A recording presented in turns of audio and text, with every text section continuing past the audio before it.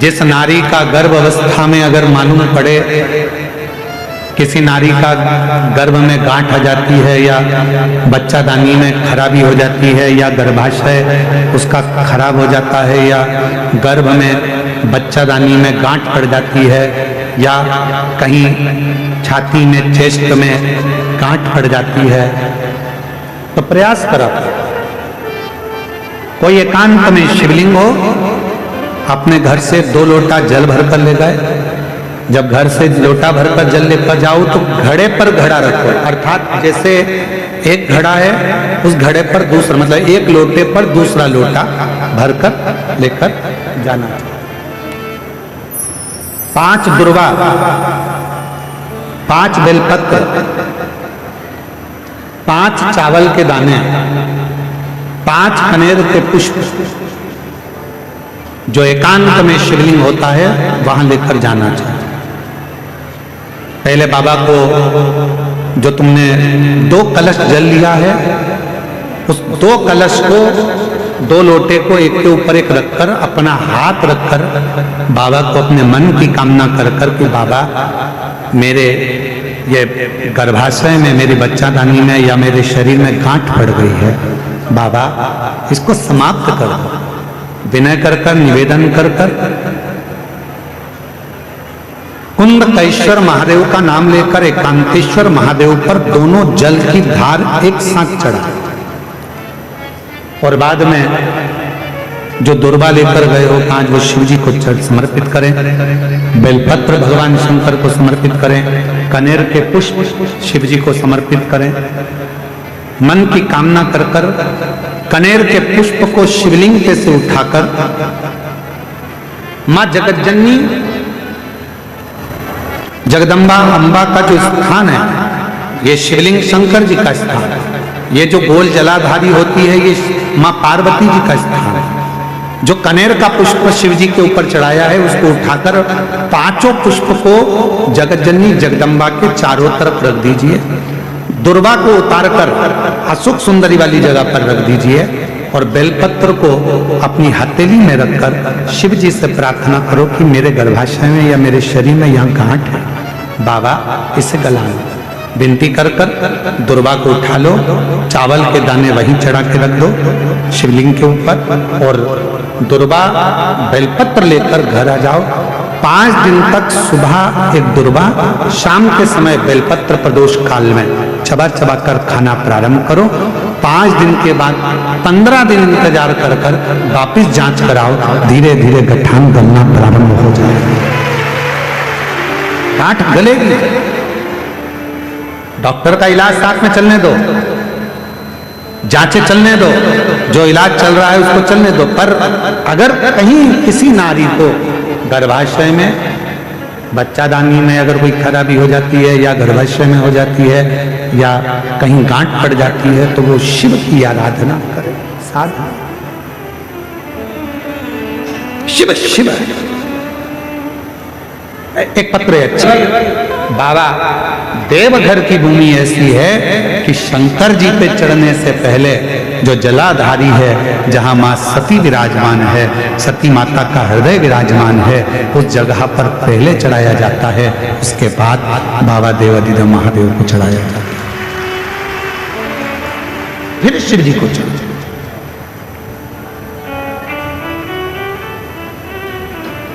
फिर भगवान शंकर विराजमान, शिव कथा कर रही है। जन्म लेना एक मनुष्य का कब सार्थक है, जब वो भगवान शंकर के विरल भक्ति में डूबे।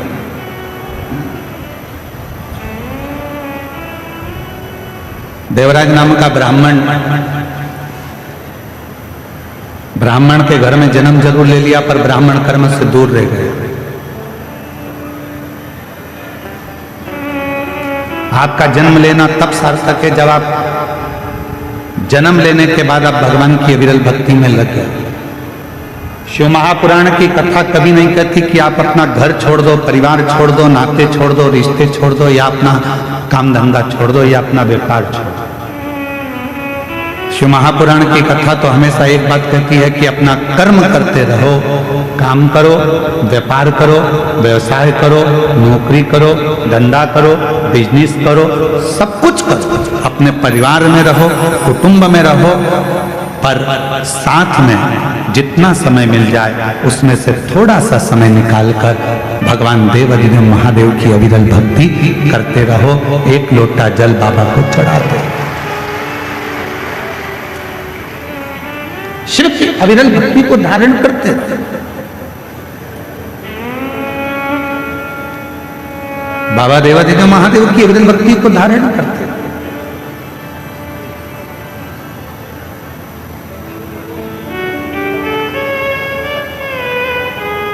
कोई तुमसे कहे भी दे कि अपना घर छोड़कर मंदिर में जाकर बैठ जाओ तो बिल्कुल मत बैठना, कह देना सियोर वाले बाबा ने मना करा, हम तो नहीं बैठते। कोई तुमसे कहे कि पूरा घर छोड़कर गंगा जी के घाट पर जाकर बैठ जाओ, बिल्कुल मत बैठना, कह देना महाराज ने मना करा, हम तो नहीं जा सकते। कोई कहे कि तुम बैरागी बन जाओ, कोई कहे तुम सन्यासी बन जाओ, कोई कहे तुम तपस्वी बन जाओ, कोई कहे कि तुम साधक बन जाओ, कह देना हमारे बस की बात नहीं है, क्योंकि हम कलिकाल में जन्म लिए हैं। और इस कलिकाल में हम अगर घर के अंदर रहकर भी भगवान का यदि मुख से 2 क्षण में भी श्री शिवाय नमस्तुभ्यं कह लेंगे तो हमारी मुक्ति निश्चित है। ये शिव महापुराण की कथा, हमारा मोक्ष निश्चित है।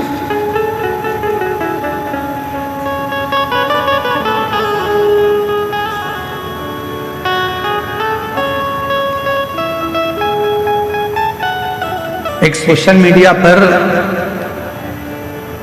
यूट्यूब पर, सोशल मीडिया पर, मोबाइल पर ज्ञान देना सरल है, पर उस ज्ञान को अपने अंदर उतारना बड़ा कठिन है।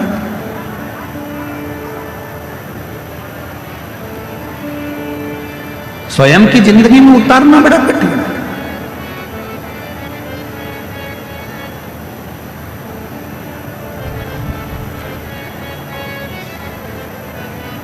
कई लोग कहते हैं शांति रखो, शांति रखो, शांति रखो, पर अपने अंदर ही शांति नहीं आ पाती।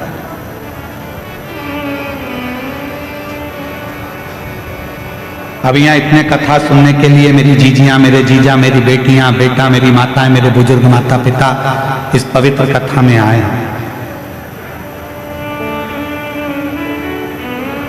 10 तारीख से आप सब ने अपनी अपनी जगह संभाल ली। बोलो सही है कि गलत है? 10 तारीख से जगह संभाली है और 14 तारीख से कथा चालू हो रही है। और हमको सूचना मिली कि कल 13 तारीख को रात्रि को 11 बजे ये पूरे पंडाल फुल हो चुके थे और लोग रोडों पर बैठना प्रारंभ कर दिए थे। देखा नहीं? किसके लिए आए हो? सियोर वाले महाराज के लिए नहीं,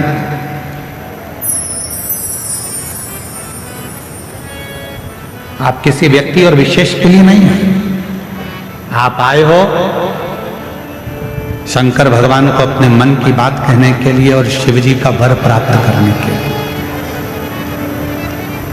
सियोर वाला महाराज आपको कुछ नहीं देगा। आप गलतफहमी में मत रहना कि सियोर वाला महाराज आपको कुछ दे देगा, कुछ नहीं।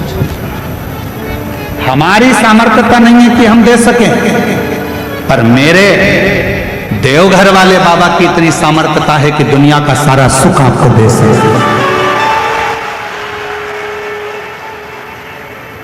मेरे भोले बाबा की वो सामर्थ्यता है कि कोई आया खाली नहीं गया।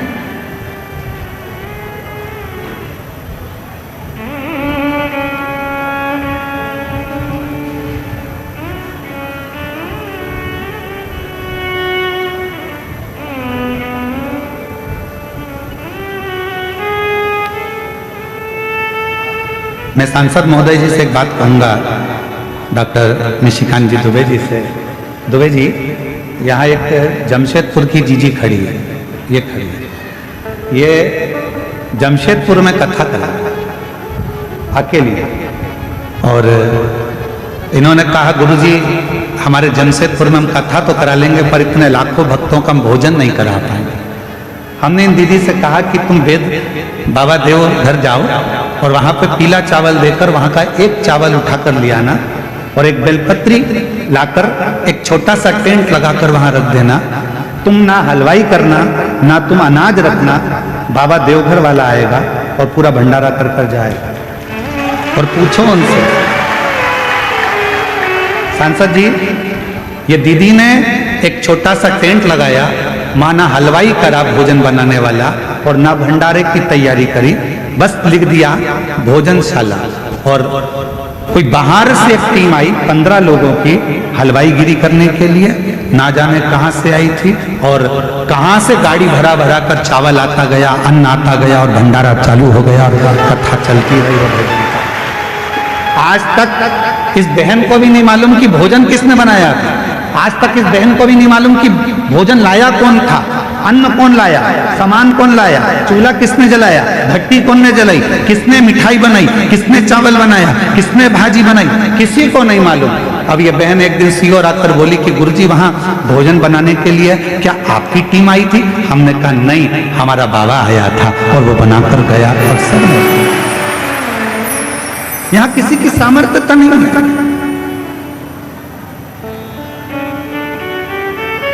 करता वही है, आप और हम तो केवल एक निमित्त मात्र हैं।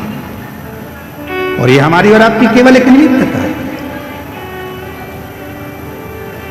आज हमारे सांसद जी जब आए तो उन्होंने एक ही बात की, गुरुजी हम बाबा की आज्ञा से, देवघर वाले बाबा की आज्ञा से कथा सुनने के लिए एक दिन के लिए हम यहाँ पहुंचे। और अभी आपने माइक पे भी कहा कि 7 दिन कथा चलेगी, मैं कहीं पर भी रहूंगा पर कथा वहां पर रहकर सुनूंगा।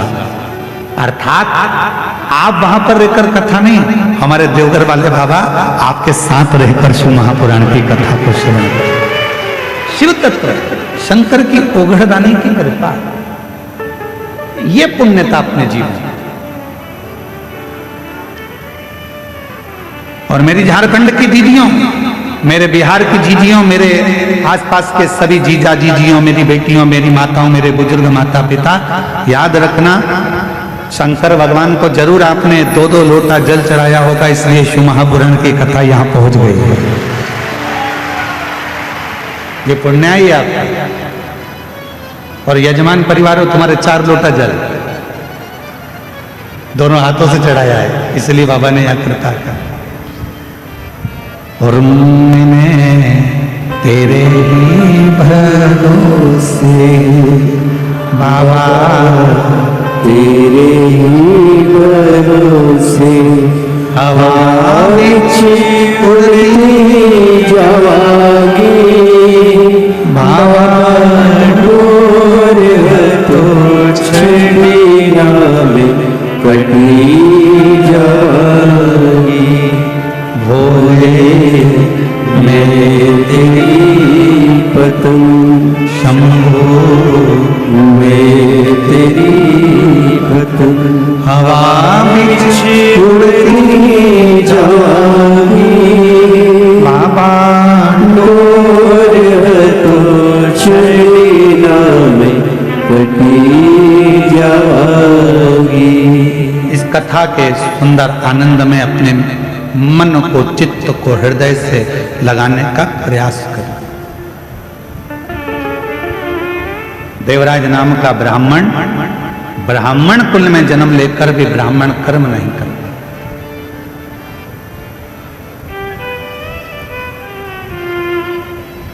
मानव का देह मिल जाए और मानव का देह प्राप्त कर भी यदि हम अच्छा कर्म ना कर पाए तो हमारा जीवन बेकार।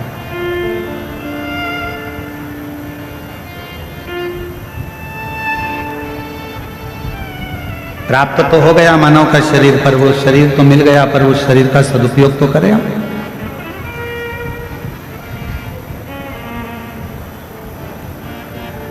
कोई 5 दिन के लिए, कोई 7 दिन के लिए, कोई 3 दिन के लिए, कोई 2 दिन के लिए, कोई 4 दिन के लिए इस कथा के पंडाल में आया।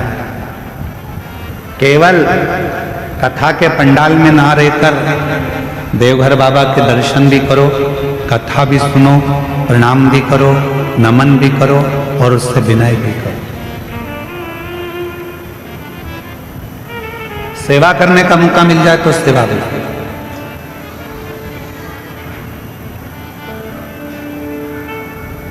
जैसा समय मिले उसके अनुसार कार्य करो। क्या देगा बाबा, कितना देगा बाबा, ये उसके ऊपर निर्भर करता है। किसी के यहां काम करते हो तो वो कुछ दे ना दे पर कुछ ना कुछ कचौड़ी दे देगा, समोसा दे देगा, पानी दे देगा, कुछ ना कुछ देता है। उसी तरह कोई कोई तनख्वाह भी देता है। और देवघर में आए हो और अगर आप इस कथा के पंडाल में या आए हुए शिव भक्तों की सेवा करते हो तो मेरा बाबा तुमको भी कुछ ना कुछ तनख्वाह में देगा जरूर, खाली नहीं देगा। देख,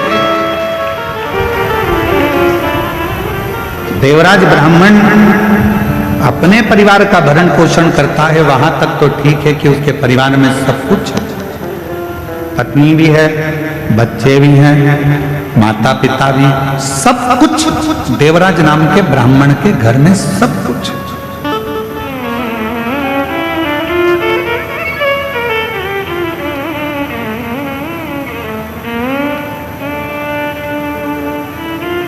पर कोई संगति, एक संगत, अच्छे की संगत मिल गई तो जिंदगी बना देती है और बेकार की संगत मिल गई तो जिंदगी बिगाड़ देती है। एक हमारे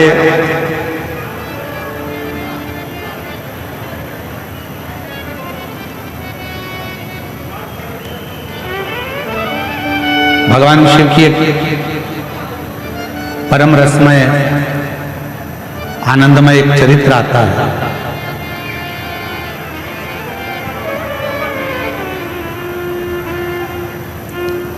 जम्मू कश्मीर में, जम्मू से लगभग 130 किलोमीटर की दूरी पर एक महादेव का मंदिर है जिसका नाम है शुद्ध महादेव। कौन सा महादेव है? जम के बोलो, शुद्ध महादेव। आवाज नहीं आई, फिर से बोलो, शुद्ध महादेव। जम्मू से लगभग 130 किलोमीटर की दूरी पर विराजमान है शुद्ध महादेव, जम्मू कश्मीर। ये संगत के महादेव, जरा ध्यान दीजिएगा।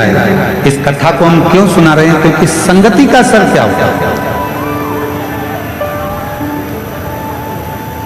और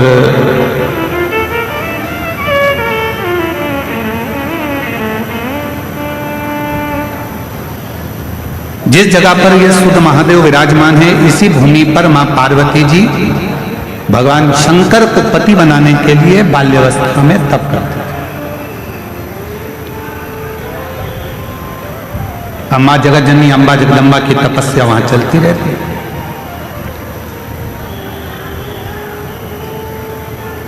वहां पर एक सुधात नाम का असुर था,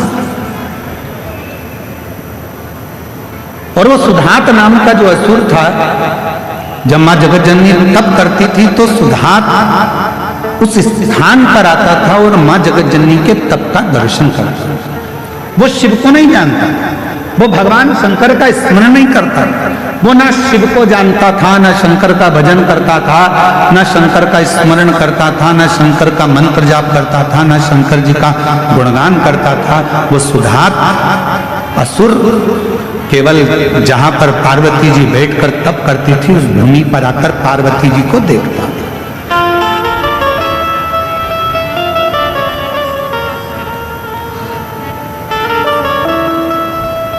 मां जगतजननी अपनी बाल्यावस्था में शिव भक्ति में लगी, भगवान शंकर की अविरल भक्ति धारण कर रहे हैं।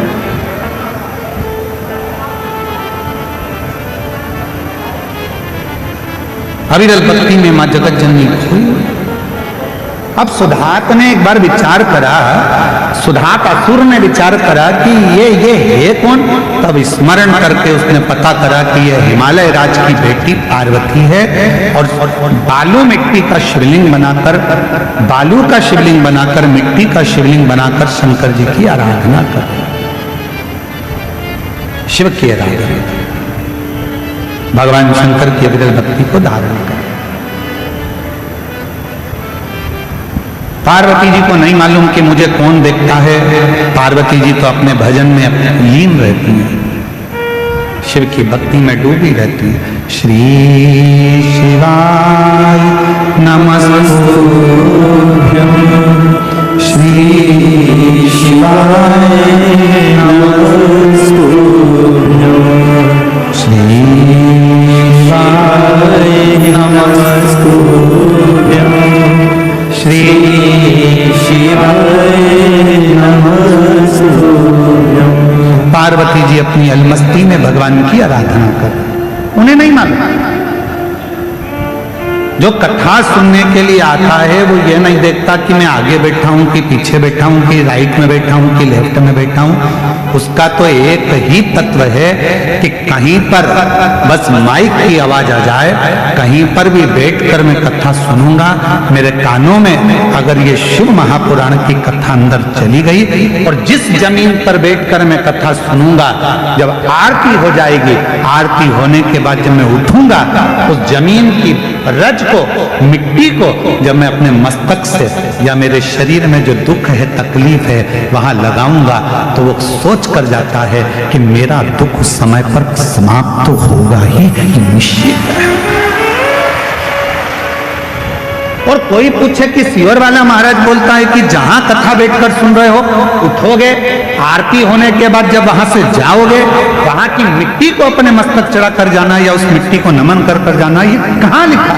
तो इस सुधात असुर की कथा में, मां जगत जननी की कथा में, सुत महादेव की कथा में इसका वर्णन आता है। स्कंद पुराण में भी इसका वर्णन,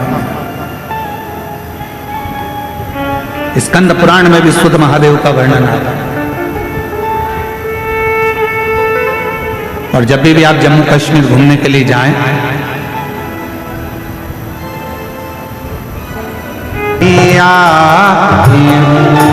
तेरे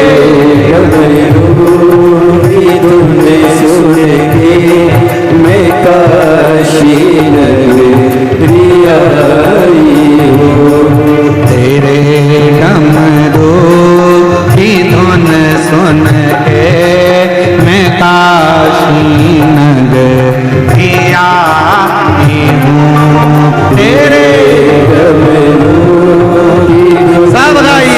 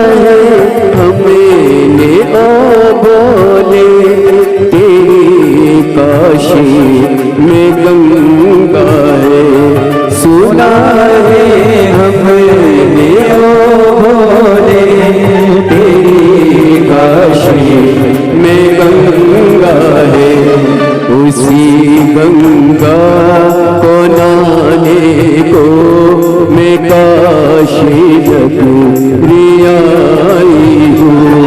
उसी गंगा को नहाने को मैं काशी नगरी आई हूँ। मेरे भोले ओ बम भोले मैं देवघर नगरी आई हूँ।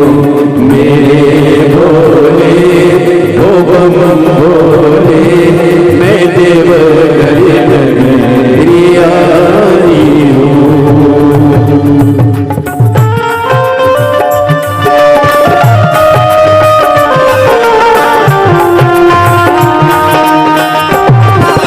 शंभो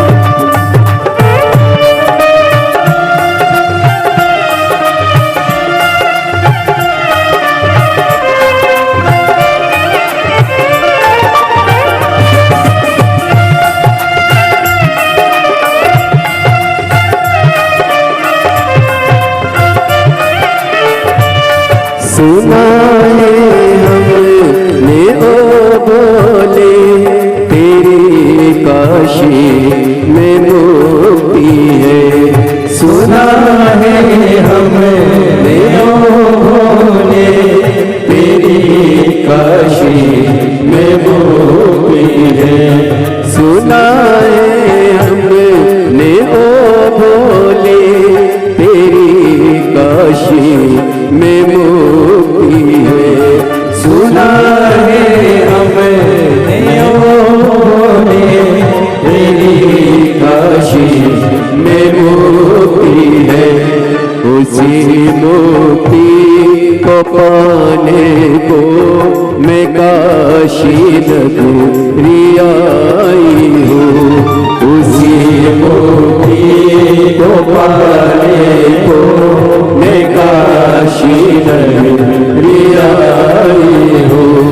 मेरे भोले ओ बम भोले मैं देवघर नगरी आई हूँ। मेरे भोले ओ बम भोले मैं देवघर नगरी आई हूँ।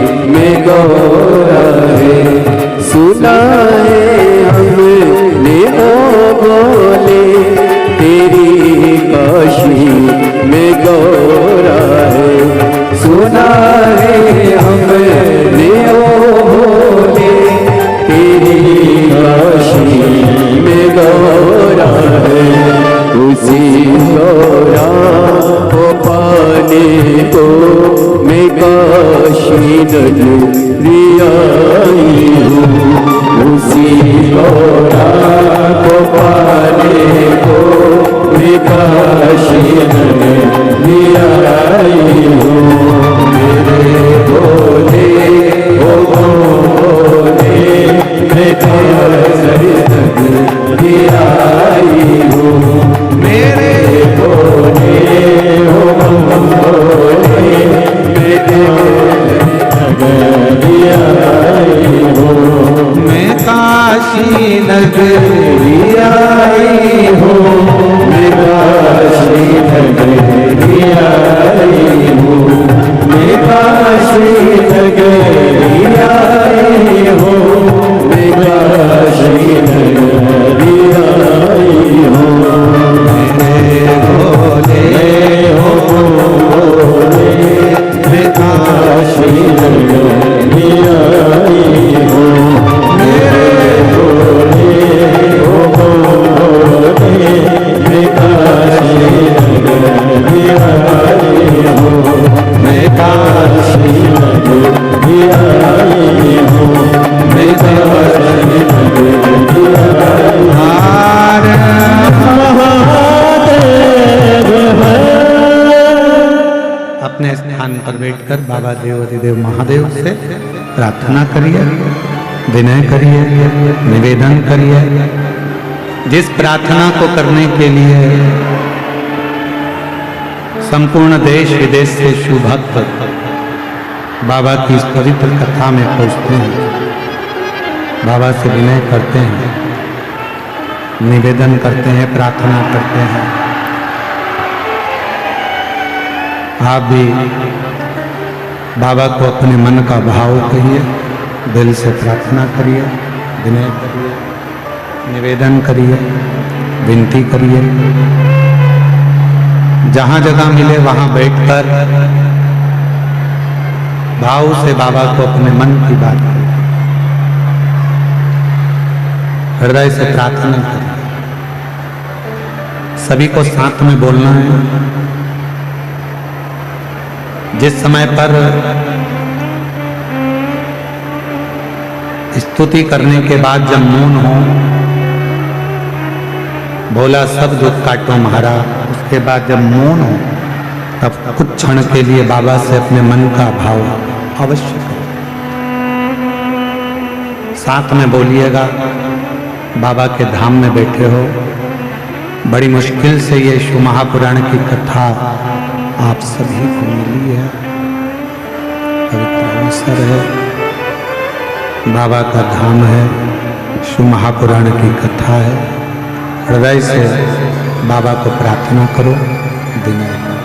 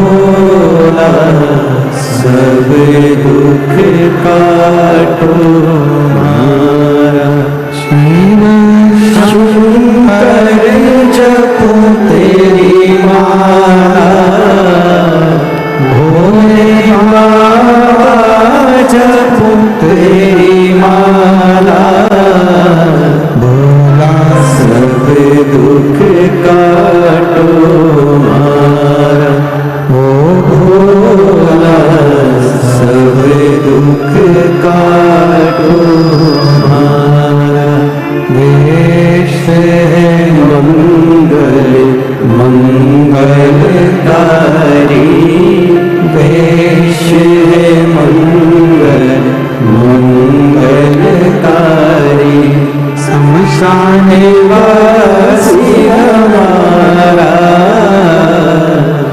शमशान है वासी हमारा, ओ भोला सब दुख काटो हमारा, ओ भोला सब दुख काटो हमारा।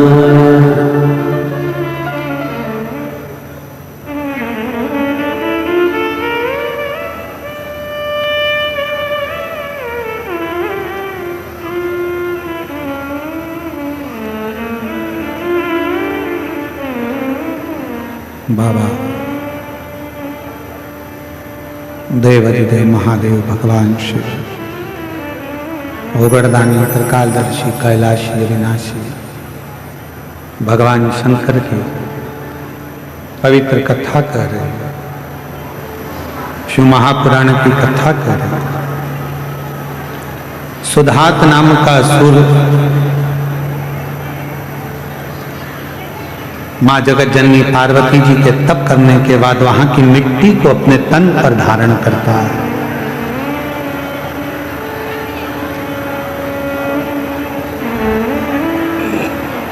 और उस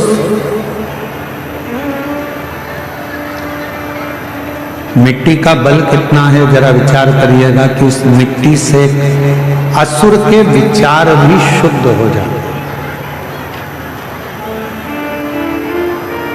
एक असुर की बुद्धि भी सुधर जाती है।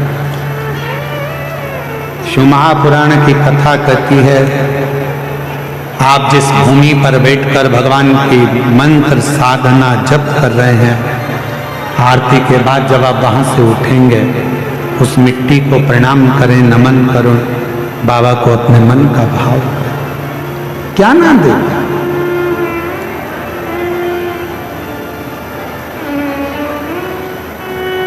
सुधात असुर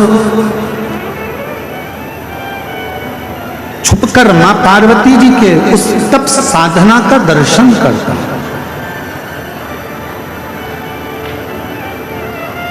शिव की अविरल भक्ति का दर्शन करता।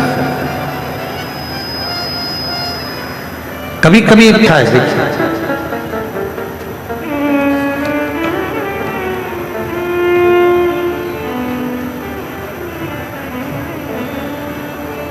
मैं पिंकी देवी धनबाद की रहने वाली हूं, कहीं बैठी हो तो हाथ हिला सकती हैं।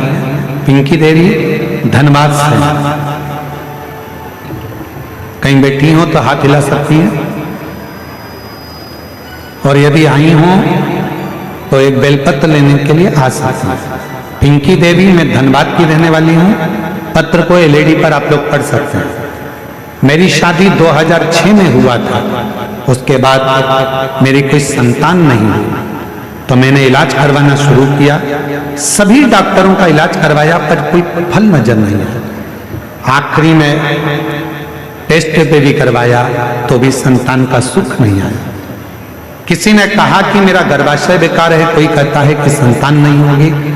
तब एक बहन जी ने कहा कि तू सफेद आंकड़े की जड़ का प्रयोग कर, और सफेद आंकड़े की जड़ को बांधना प्रारंभ किया। आंकड़े की जड़ जैसे आपने बताया वैसे मैंने अपने पति के साथ मंदिर में जाकर तुमरुका जी का, महादेव का नाम लेकर बांधा।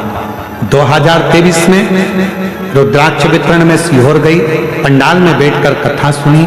पंडाल की मिट्टी को अपने गर्भ पर लगा लेती। बाबा कई साल हो गए, 19 साल से संतान का सुख नहीं है, बाबा औलाद दीजिए। पंडाल की मिट्टी को गर्भ पर लगाती, कंकर शंकर का पूजन करती, झोली फैलाकर बाबा से वर मांगती, बाबा को विनय करती। आज मैं बाबा को धन्यवाद देने के लिए आई हूं कि बाबा की कृपा से 19 साल के बाद 13 मई 2025 को मेरे यहां संतान की प्राप्ति हुई। 19 वर्ष। एक पत्र और अच्छा है, वो भी हम पढ़ते हैं।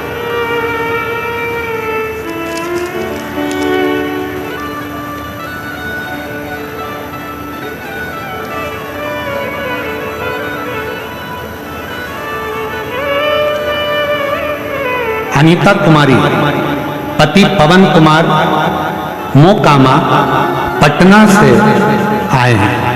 कहीं बैठे हो पटना के रहने वाले हैं, कहीं बैठे हो तो हाथ हिला सकते हैं। अनीता कुमारी पति पवन कुमार मोकामा पटना जिले की रहने वाली है। कहीं बैठी हो तो बेलपत्र लेने के लिए इधर बैठे हैं। हाँ आ जाओ माँ, आ जाओ, आ जाइए। पटना जिले से आए हैं। गुरुजी हम क्या वर्णन करें, आपकी कथा सुनते हैं, धारण करते हैं, पर परिवार के कई लोग ऐसे हैं जो विश्वास नहीं कर पाते, और जब बाबा चमत्कार करता है तो वो भी विश्वास करता है। गुरुदेव, हमारी एक बहन का बेटा, उसकी अचानक तबीयत खराब हो गई तो दिल्ली के एम्स हॉस्पिटल में उसको भर्ती किया गया। भर्ती करते करते कुछ दिन निकल गए और एक दिन उसकी श्वास चलना बंद हो गई। डॉक्टर ने कह दिया अब ये नहीं है, इसकी बॉडी को ले जा सकते हो। जब मेरा बहन का लड़का मर गया, जिंदा नहीं, तो उसको ले जाने की तैयारी होने लगी। मेरी बहन के यहां से रोते हुए फोन आया कि मेरा एक ही लड़का था, वो मर गया। मैंने उसी समय आश्चर्य में कहा कि ऐसा हो ही नहीं सकता। तू सबसे पहले बॉडी को लेकर मत जा, एक काम कर, अगर एम्स हॉस्पिटल के पास में कहीं शंकर जी का मंदिर हो, वहां जल चढ़ा दे, एक बेलपत्री उसकी छाती पर रख दे और उसके मुंह में थोड़ा सा पानी दे दे। डॉक्टर नहीं देने देंगे तो कह देना गंगा जल है, तू लेकर तो जा। मेरी बहन का पति दौड़कर शंकर के मंदिर में जो बिस्लेरी की बोतल थी पानी की, उसको ले जाकर शिव पर चढ़ाकर वो पानी झेल लाया और बेलपत्र लाकर उसके शरीर पर रख दिया जिसके अंदर प्राण नहीं थे। गुरुदेव मुख को खोलकर जल डाला और मां ने जब बहुत तेज छाती पर दबाव देकर उस बेलपत्री को दबाया, तब बेटे की एकदम श्वास आ गई और श्वास आने पर बेटा एकदम हिचकी भरने लगा।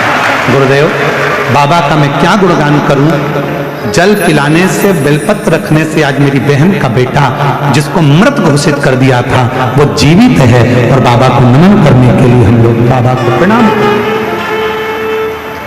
और तेरी कृपा का क्या भरोसा, कब किस पर हो जाए, जरा सी हम पर कर दो, जरा सी हम पर कर दो। तेरी कृपा का क्या है भरोसा, कब किस पर हो जाए, जरा सी हम पर। एक लाइन अच्छी लिखी है, ये बहन जी ने जो पटना से आई हैं, इन्होंने एक लाइन लिखी है कि लुटा दिया भंडार काशी वाले, लुटा दिया भंडार देवघर वाले, कर दिया माला मान काशी वाले, लुटा दिया भंडार काशी वाले। एक पत्र और बड़ा सुंदर है। मैं मंजू देवी, मेरा मोबाइल नंबर ये है, मैं लखीसराय की निवासी हूं। मेरा मोबाइल नंबर ये है, कहीं बैठी हो तो हाथ हिला सकती हैं। मंजू देवी मोबाइल नंबर मेरा ये है, लखीसराय की निवासी हूं। कहीं बैठी हो तो हाथ हिला सकती हैं, दिख रही हैं? हाँ दिखाओ, ठीक है माँ, आ जाओ माँ, आ जाइए। एक बेलपत्र लगेगा। लखीसराय की निवासी हूँ। गुरुदेव बहुत परेशान थी, मेरा बेटा का नौकरी नहीं लग रहा था। मेरी एक बेटी है जिसको 14 साल हो गए तो औलाद नहीं हो रही थी, और मेरी एक और बेटी है जिसकी कोई जॉब नौकरी नहीं थी। गुरुदेव एक बहन जी ने कहा कि तुम शिव के मंदिर जाया करो, एक लोटा जल चढ़ाया करो, वो सियोर वाला बाबा कथा करता है, उसकी कथा सुना। तब आपकी कथा पहली बार सुना। गुरुदेव आपकी कथा जमशेदपुर हुआ, मैं अपने एक बेटा एक बेटी को लेकर कथा पंडाल में पहुंच गई। बाबा से विनय करा, बाबा इनकी नौकरी नहीं, परेशान बहुत हो, कुछ खाने पीने का भी नहीं, बड़ी तकलीफ की जिंदगी जी रही, बाबा कुछ कृपा करो। आज बाबा को मैं धन्यवाद देने के लिए आई। मेरी बेटी जो हिम्मत हार चुकी थी, एग्जाम नहीं दे रही थी, आपकी कथा सुनने के बाद उसने एग्जाम देना प्रारंभ करा, और बाबा की कृपा से आज मेरी बेटी का सिलेक्शन भगवान शिव की कृपा से शिक्षा वर्ग में हो गया। मैं बाबा को धन्यवाद देने के लिए आई। गुरुदेव मैं बाबा को धन्यवाद देती हूँ। मेरा बेटा आप पर भरोसा नहीं करता था, पहली बार कथा के पंडाल में बैठकर कथा सुना और बाबा की कृपा से आज मेरे बेटे का सरकारी नौकरी रेलवे में लग गई है। मैं बाबा को प्रणाम करने आई हूँ। जिन दो बेटा बेटी को लेकर कथा में आई थी, दोनों की नौकरी लग गई। और बाबा, मेरी एक बेटी जिसके यहाँ 12 साल तक संतान नहीं थी, बाबा की कृपा से उसका भी गर्भ ठहरा। मैं बाबा को प्रणाम करने के लिए यहाँ। और खाली न जाता कोई दर से तुम्हारे, खाली न जाता कोई दर से तुम्हारे। आपका बहन का बेटा दिल्ली एम्स में भर्ती था, जिसके प्राण चले गए थे, पर बाबा की कृपा से पुनः प्राण वापिस आए। एक बार जोरदार ताली। मैं भी खड़ी हूँ नंदी बाहें फसारे, अपने हृदय से लगा लो गिरा जा रहा उठा लो भोले अपने दर से अब हटा लो, गिरी जा रही हो उठा लो। शिव पर भरोसा कर, बाबा पर भरोसा कर, क्या नहीं देगा।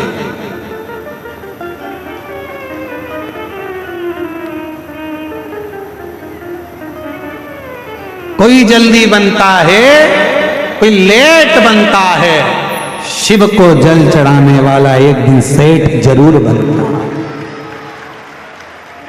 एक लूटा जल सारी समस्या का हल। शिव को अपने दिल की, उसकी रज, उसकी मिट्टी, उसका बेलपत्र, उसके तन की भस्म, ये हमारे जीवन को सुख देते हैं। सुख।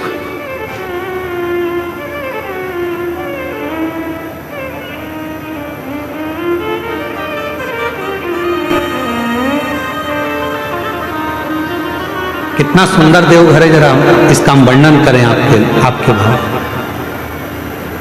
समिति इस कथा को करा रही है और इस कथा का भंडारा 13 तारीख से प्रारंभ हुआ, कल से।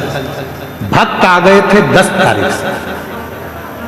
10 तारीख से पंडाल में लोग बैठना चालू कर दिए थे। तो हमारे पास में फोन पहुंचा, हम कथा कर रहे थे छत्तीसगढ़ में, कई गुरुजी लोग आ गए हैं और अभी तक अपना भंडारा प्रारंभ नहीं हुआ है, कैसे होगा।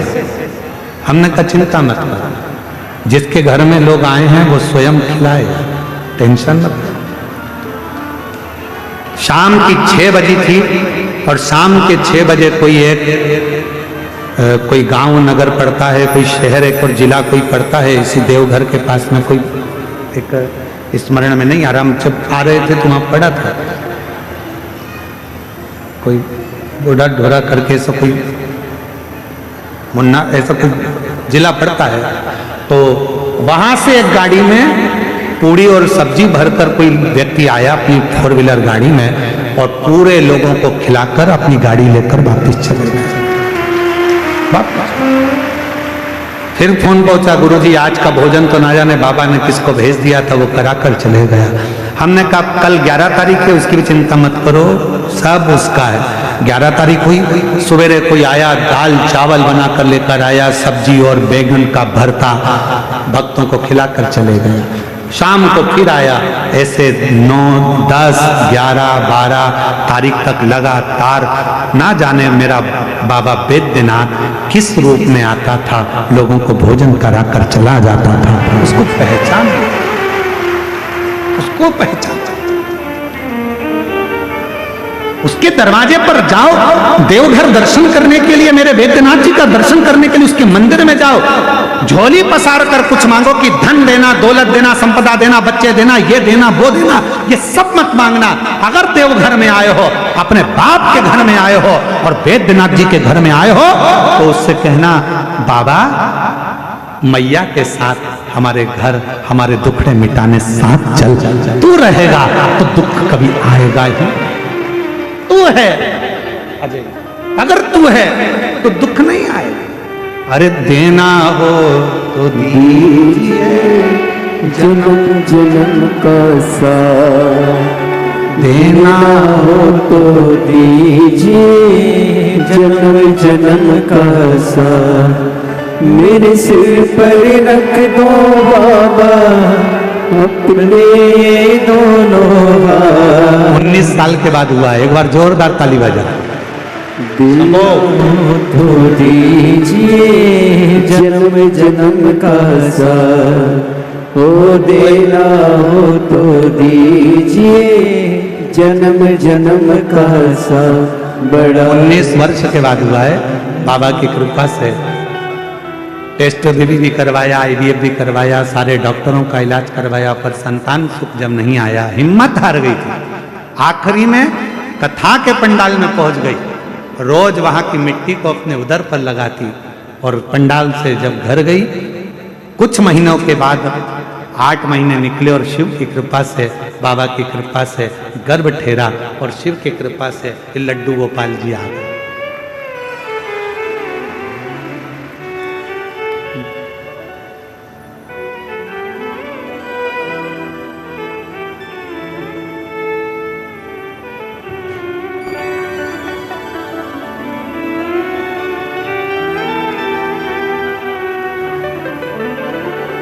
देना तो दीजिए जन्म जन्म का साथ। आप मांगो, जाओ मेरे बाबा के दरवाजे पर, देवघर बाबा के दरवाजे पर, बाबा बैद्यनाथ के दरवाजे पर मेरी माई और मेरे बाबा दोनों बेटे, दोनों बेटे। उसको विनय करो, निवेदन करो, विनती करो, देगा,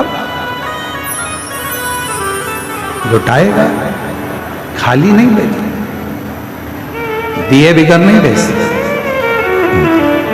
कथा कर सुधात असुर की कथा कर रही है कि उसने मिट्टी को अपने तन पर लगाया और उसका हृदय परिवर्तित। अब पार्वती जी जब उड़ जाती हैं तब सुधात शिव की आराधना करता है, पर सुधात की जो आराधना है, साधना है, वो भीतर से छुपी हुई,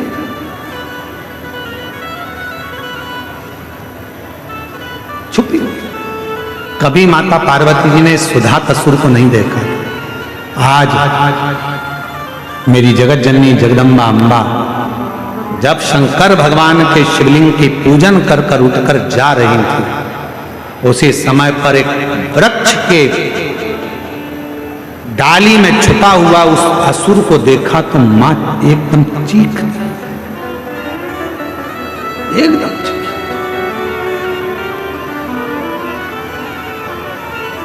कितनी सुंदर बात है कि पार्वती जी तप कर रही हैं शिव जी को अपना बनाने के लिए, और सुधात जब भी तन पर मिट्टी लगाता था तो भोलेनाथ जी से एक ही बात कहता था कि जब भी मेरे प्राण जाएं तो आपके हाथों से जाए, मेरे प्राण छूटे तो आपके हाथों से छूटे।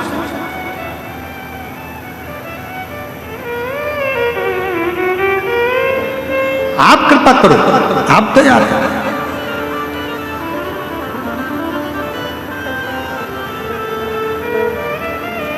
मेरे अगर प्राण जाएं तो आपके हाथों से। आप हमारे यहाँ देवास वाले चंदन सोनी जी बैठे हैं, ये जब भी सीहोर आते हैं तो एक ही बात कहते हैं, बाबा जब जाते जाते कहते हैं बस इतना आशीर्वाद जरूर देना कि भोलेनाथ जी से कहते रहना कि वो देता रहे और हमको 12 ज्योतिर्लिंग में यजमान बनाता रहे। और हम इनको चंदन सोनी जी को हम ये बोलते और हम हंसते, ये बोले कि हम मुस्कुराए। हम कहे तुम बाबा से कहते हो कि बाबा जन, हाँ वही बना सकता है, किसी दूसरे की सामर्थ्यता नहीं कि वो बन जाए, वो बनाएगा तो बनाएगा। बहुत तेरी कृपा का क्या है भरोसा, कब किस पर हो जाए जरा सी हम पर कर दो, जरा सी हम पर कर दो। आप भी बोलना, जिस पर भी हो गई तेरी कृपा करुणा, भव पार हुआ, भव पार हुआ। पापी हो चाहे जितना उसका भी बाबा उद्धार हुआ, उद्धार हुआ। जामिल गंडी का जैसे तेरे मन को जरा सी हम पर कर दो, जरा सी हम पर कर। तेरी कृपा, और तू कृपा करेगा तो दुनिया में ऐसा कोई काम नहीं है जो हो नहीं सकता। सबके हाथ जोड़कर देख लो, सबको प्रणाम कर कर देख लो, सबके दरवाजे पर घूम कर देख लो, सबसे विनय कर कर देख लो। अगर मेरे भोले बाबा जैसा कोई भोला मिल जाए तो जरूर बताना। इतना सरल, इतना सहज, इतना सरल, इतना सहज। उसे ना 56 भोग चाहिए, ना लड्डू पेड़ा चाहिए, उसे ना तुम्हारा दिखावा न चाहिए और ना उसको आडंबर चाहिए। उसको तो केवल एक लोटा जल देकर पसंद किया जा सकता है। एक लोटा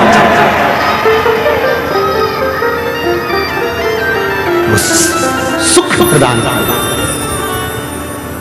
सुधात नाम का असुर मांगता था, बाबा मुझे कुछ नहीं चाहिए, ये मिट्टी में अपने तन पर लगा रहा हूं, बस इतना कृपा करना कि मेरे प्राण आपके हाथ के द्वारा छूटे। क्योंकि आप अगर प्राणों को मेरे छोड़ोगे तो मैं असुर होकर, राक्षस होकर प्रेत नहीं बनूंगा, मैं मरूंगा तो आपके धाम जाऊंगा। वही शिव ने कृपा करी।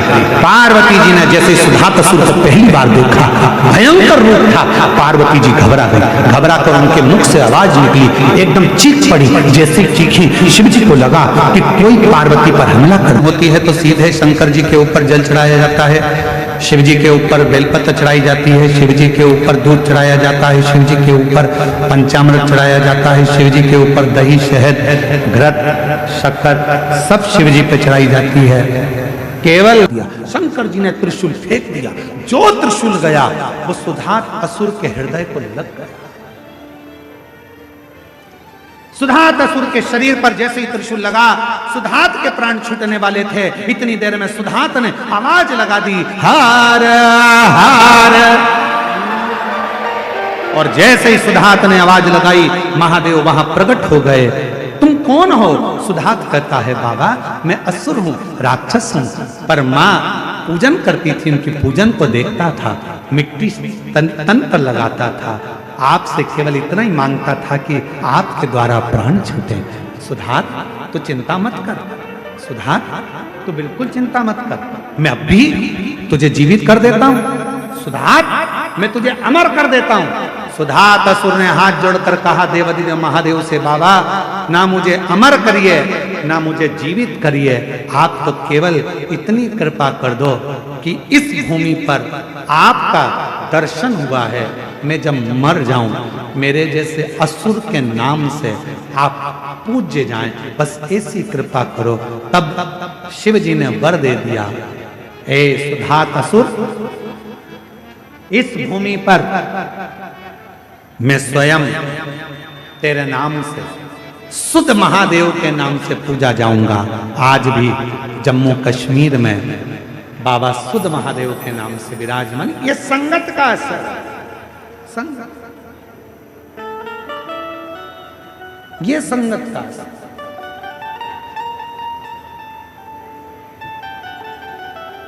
कितना फर्क पड़ता है संगत का, जरा देखिए। देवराज नाम के ब्राह्मण की संगत गड़बड़ हो गई थी, था ब्राह्मण कुल में जन्म लिया, पर संगत गलत हो गई थी, इसलिए प्रेत योनि में पड़ता पर बच गया।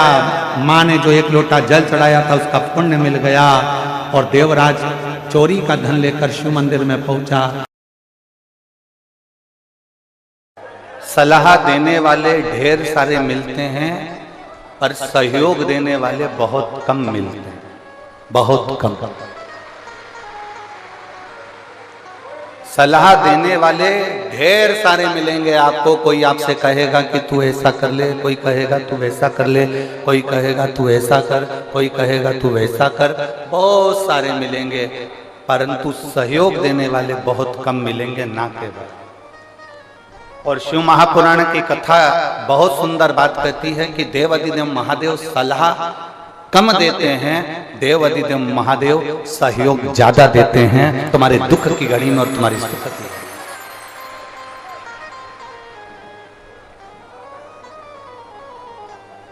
वो सहयोग ज्यादा देते हैं, वो सहयोग ज्यादा प्रदान करते हैं।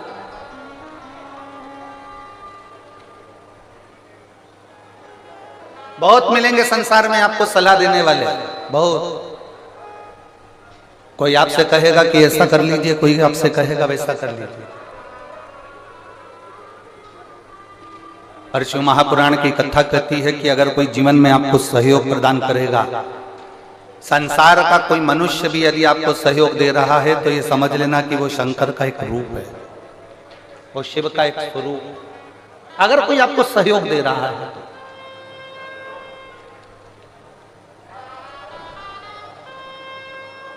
बहुत मिलेंगे। शिव महापुराण की कथा कहती है हमको ऐसे भी लोग मिलेंगे जो दिन रात आपको अपशब्द कहते मिलेंगे, दिन रात आपको गालियां देते मिलेंगे, आड़ा टेढ़ा बोलते मिलेंगे, अपशब्द कहते मिलेंगे। और बड़ा सुंदर संवाद हमारे यहाँ आता है, कोई कुत्ता कीचड़ में लथपथ है, कोई कुत्ता कीचड़ में पूरा की पूरा भिड़ा हुआ है, कोई कुत्ता कीचड़ में पूरा की पूरा भिड़ा है, पूरा की पूरा लथपथ, और वो उचक रहा है, वो कुत्ता उचक रहा है और दौड़ रहा है, कुत्ता कहीं पूंछ हिला रहा है, कुत्ता कहीं इधर उधर उचक रहा है। और आप बहुत अच्छे कपड़े पहने हो तो आप उस कुत्ते के पास जाओगे क्या? बोलो बोलो, जम के बोलो रे, नहीं जाओगे। कुत्ता अगर इधर उचक रहा है तो तुम थोड़ा दूर से निकल जाओ। आप में से कोई ऐसा नहीं होगा कि उस कुत्ते के पास जाएगा, क्योंकि कुत्ता कीचड़ में लथपथ है, कुत्ता कीचड़ में पूरा समाया हुआ है, कुत्ते के शरीर पर कीचड़ लग रहा है, कुत्ता कीचड़ को लगाकर उचक रहा है। कोई उस कुत्ते के पास नहीं जाता, उस कुत्ते से लोग दूरी बनाकर चलते हैं।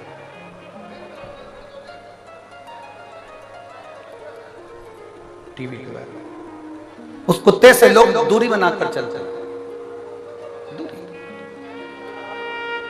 कोई कुत्ते के पास नहीं जाता। और समझदारी इसी को कहते हैं कि अगर कुत्ता कीचड़ में भिड़ा हुआ है, कुत्ता कीचड़ में भिड़ने के बाद उचक रहा है, बहुत यहां वहां घूम रहा है, तो निवेदन है उस कुत्ते के करीब में मत जाना, कुत्ते से दूरी बनाकर रखना। उसी तरह संसार में ऐसे ऐसे लोग भी हैं जो दिन रात गंदे व्यसन में डूबे हुए